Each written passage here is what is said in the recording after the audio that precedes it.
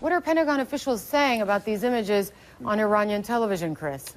Officially, they've got no comment, Hala, but we've been putting the word out to a lot of aviation experts trying to get a take on what they think this is. I spoke with one just within the last hour who says it appears to be the RQ-170. He says, by the looks of it, there are no burn marks, so that sort of discounts that it was actually shot down. He also does not believe that the Iranians were able to take command, hack into the system with a cyber attack. He thinks the drone just went down. He said he does buy that part of the U.S. explanation, and the guidance system simply failed. Right. And he says the key question is when you look at this video and you see the commander of the Islamic Revolution Guards Corps come out and talk about it and point to different parts, how can it be in such great shape? I talked to one expert who said if it went down in what's called a flat spin, it would be somewhat intact. He said the belly of it would be pretty scraped up, but the actual drone itself and the electronics inside would still be fairly intact. So if this is the U.S. drone in question, then what kind of intelligence is contained in it, in its circuitry?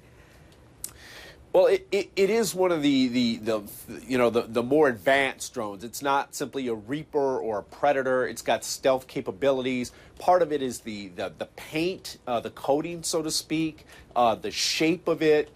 Some of its radar systems, which experts have told me, make it appear to be something that it is not. In other words, it can be used in areas where you've got an active air defense system, where they've got air defenses and are looking for drones like the Reaper or the Predator that would be pretty detectable. This one, not so much. So the danger, of course, is that not so much that Iran starts a production line of these drones, right, but that they take the technology and then hand it to someone like China, who's got much more advanced capability, who can then, dig into its secrets, unlock some of it, and then perhaps even just sell that technology back to Iran. So I just want to look at these images again, and you can see under the wing of the drone there what looks like a U.S. flag with, instead of the stars, skulls there in the blue square on the upper left-hand corner of that flag.